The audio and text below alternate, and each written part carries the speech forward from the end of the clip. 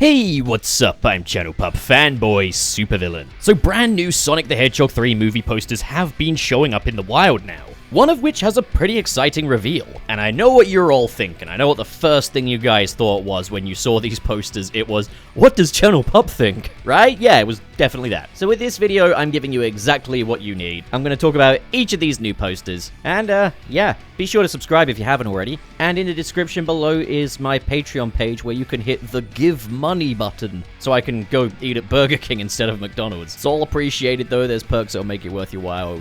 Yeah. Anyway, we've got the inevitable floating heads poster. This is the poster where you cram in as much of the movie as you can onto the poster itself. What's some cool stuff that happens in this movie? Just slap it on there. Now, to be fair, given the colorful nature of the Sonic characters, I think these movies have done quite a nice job with the floating head movie poster, making it look at least visually pleasing. Teaser posters usually end up being my favorite of the bunch, like Sonic 2 and Sonic... Actually, no, not Sonic 1. I'm really not here to complain today about the abundance of floating head movie posters because they are clearly an effective marketing strategy. It's like a whole movie trailer in a single frame. And what we've got here is Sonic, Tails, and Knuckles front and center, and we've got brand new renders for all of them, which is really nice. They all look really good. And I think, again, the colors of these characters bode well for this kind of poster. Unlike, say, the floating head poster for Sonic the Hedgehog 2, though, we don't have any of the human cast. And by human cast, I mean kind of the non-game cast. Because, yeah, you do have humans on this poster with the two Robotniks, which I will talk about in a bit. But there's no Tom or Maddie Wachowski. There's certainly no Wade. They are selling this with the Sonic characters first and foremost, and that makes me happy. I hope this is indicative of what the film's going to be like. Obviously, we know those human characters are in there, but I'm hoping that they will take on a smaller role this time. Then down here at the very front, we've got Sonic and Shadow racing Shadow on his motorcycle, which I believe is a standard issue GUN motorcycle. It's not the Dark Rider. I'm hoping that maybe Shadow will really enjoy this motorcycle and that will convince him to get the Dark Rider. But I must admit, I think it is really awesome how much they are embracing Shadow as a motorcyclist in this movie. After obviously that was kind of laughed out of the room back in 2005. Today's generation can handle things that go hard. Unlike that silly Mega Drive generation of which I'm a part. My desire to see cool shit overrides my desire to see retro shit, what can I say? But yes, like all floating head posters, your main hero is on the poster twice. Your main antagonist is on the poster twice. Shadow is doing the old Darth Vader stare of the floating head movie poster, and Jim Carrey is also on this poster twice, but as both Ivo and Gerald Robotnik. And you know, they've been very selective of the characters that are appearing on this poster. There's no Tom or Maddie, yet you've got Gerald Robotnik, so I think he is going to play a very big role in this movie. Possibly as the main villain, perhaps? You've also got London in the background there. Bit stupid, innit? Wait, is the Shard on there twice? These floating head posters really do operate in twos, don't they? I'm assuming this is going to be your main poster. This is going to be the one that you get on the DVD box art. Bookmark this. Quote me on it. Let's see if this happens. I think it will. And next we have some posters that appeared at LAX Airport. These are just individual character posters where the Sonic cast seem to be picking a fight with the airport. Running is faster. I prefer bikes to planes.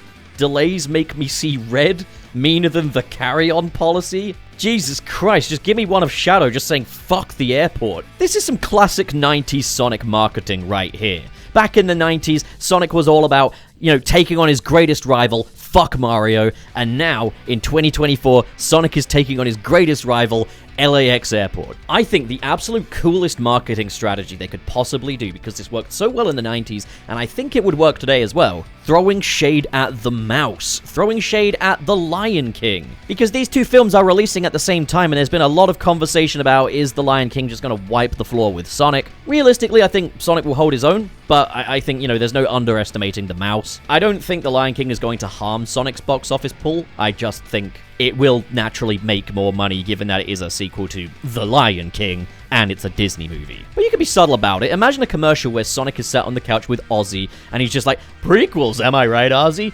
You always know who's gonna live and die. What's the point?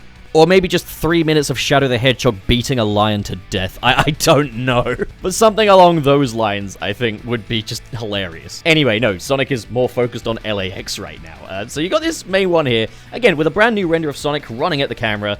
It looks good. Not much to really say. Let's move on. We got this one of Shadow. It's a poster we've seen before, really. It's the same render as what is on the Transformers 1 exclusive theater poster of Shadow. This one saying, I prefer bikes to planes, and get it, because he's on a motorbike. Astute observation there, but yeah, again, very cool. Next, we got Tails, who seems to be the only one who isn't sassing the airport. Frequent flyer. So yeah, he does fly a lot. AI artwork. He's got 2 tails. Come on, are they even trying? It's a joke. I have to say that before someone on Twitter clips that. We got Knuckles. Delays make him see red. Very good, because get it, he's red. Your puns are about as hilarious as your TV series, Knuckles. And then look, Gerald Robotnik gets a character poster. It's so weird that Gerald Robotnik got his very own Sonic movie character poster before Amy Rose.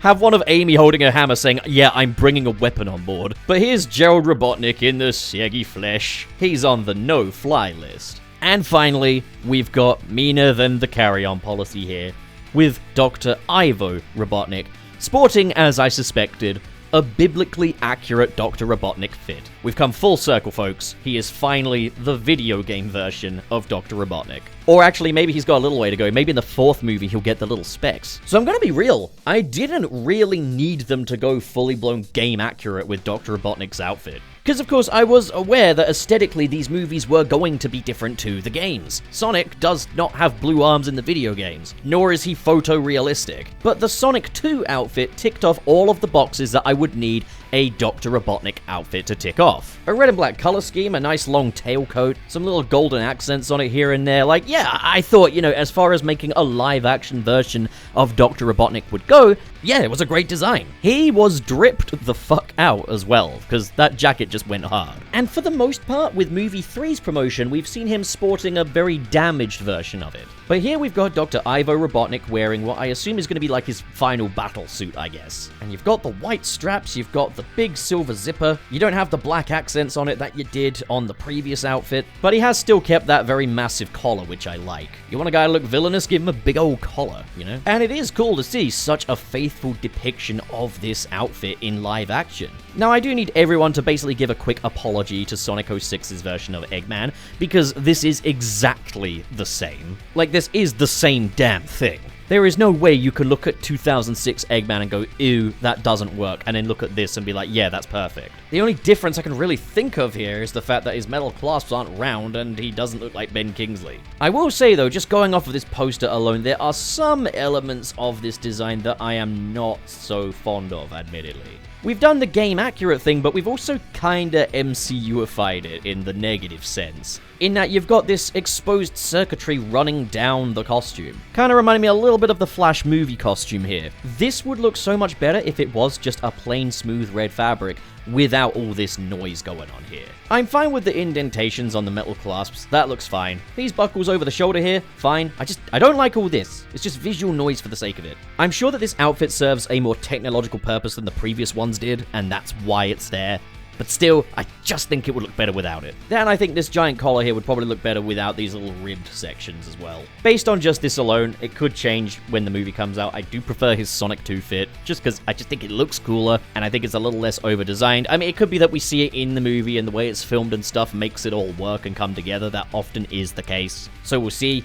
As it is, I am very happy with this evolution. I just like his Sonic 2 fit a little bit better. That is as of right now, though. That could change as we get a better look at it.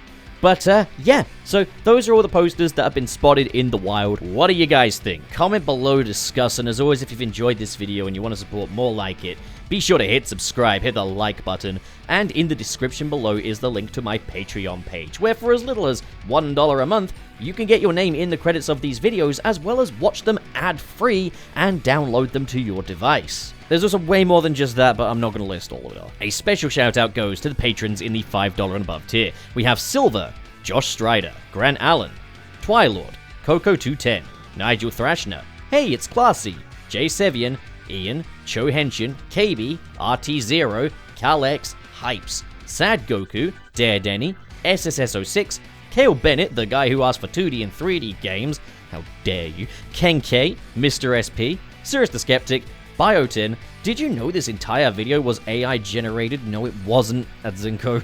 And Vera Wild. Thank you folks so much for your generosity, and to all of you at home, thank you so much for watching. and have a great day. Now get out of here.